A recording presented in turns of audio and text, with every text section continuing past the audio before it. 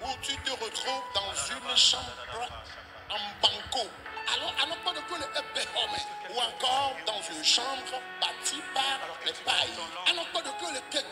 Tu te vois sur un vélo dans tes rêves.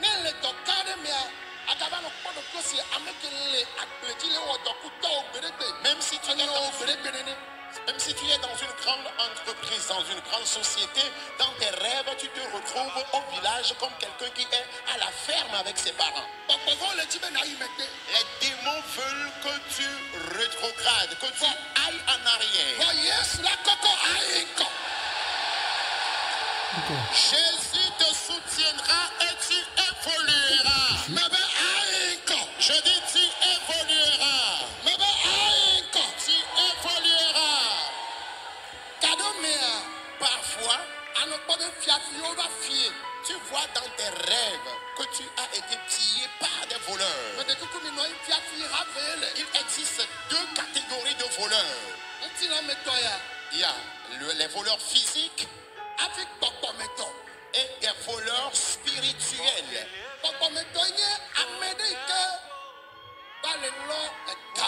Le voleur spirituel, c'est celui-là qui vient ramasser tes finances, ton argent spirituel.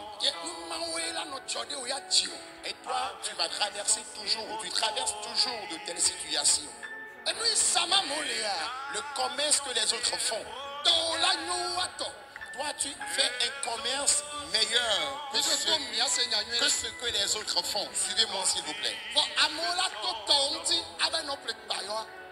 Mais les gens vont dépasser la qualité que toi tu as à ton niveau pour acheter la contrefaçon. Tu te poses la question, qu'est-ce qui se passe? Mais non, c'est un problème spirituel.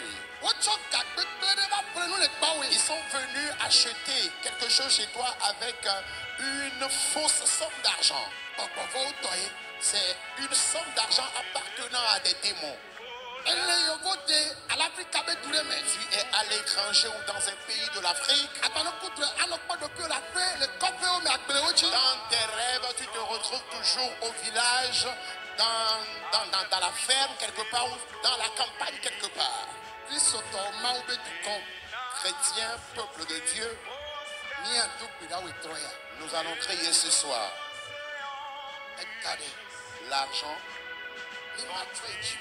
nous n'irons pas au ciel avec de l'argent. Les terrains, les maisons, les véhicules. Nous n'irons pas dans la vie éternelle avec ces choses. Mais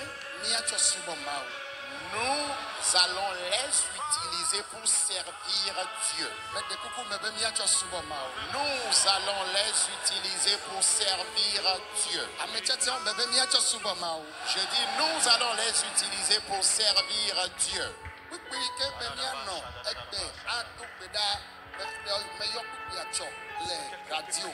Le passage que nous allons utiliser aujourd'hui pour prier, je l'ai cité hier à la radio.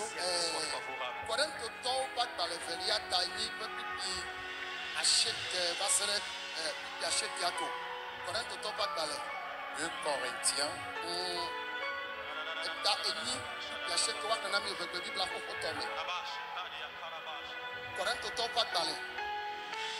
2 Corinthiens chapitre 8.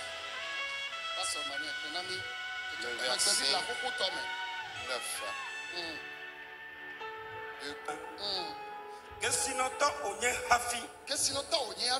Que miaonti ovada ahedo. Bena miaola.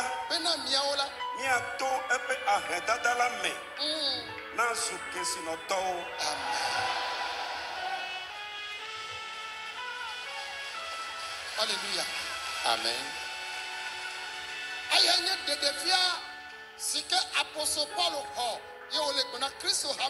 C'est la révélation que l'apôtre Paul a reçue et partagée avec l'église corinthienne. Parce que Jésus-Christ, nous savons qu'il vient du ciel. Et il a été promis. Et il naquit. Lors de sa naissance, cette autorité était née dans une crèche. Cette autorité, ce cadre, il était né dans la crèche des animaux. Est-ce que vous me suivez? Et son papa qui avait sur cette terre.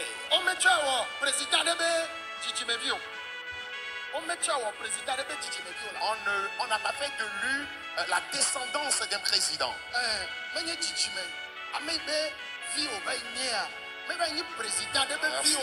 Alors, il n'a pas été le fils d'un chef d'État ou d'un président. Il n'a pas été le fils d'un fortuné. Kabita, menuisier, charpentier. Joseph,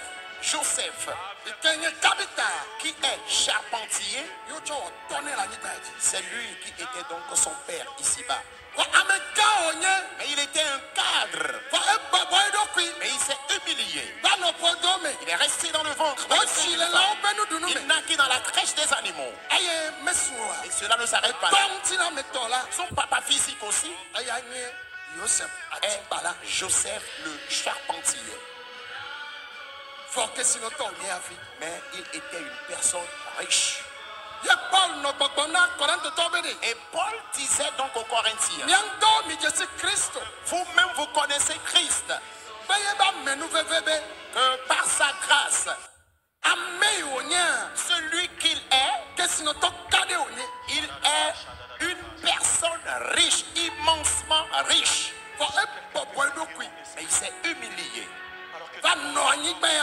Il a vécu sur la terre.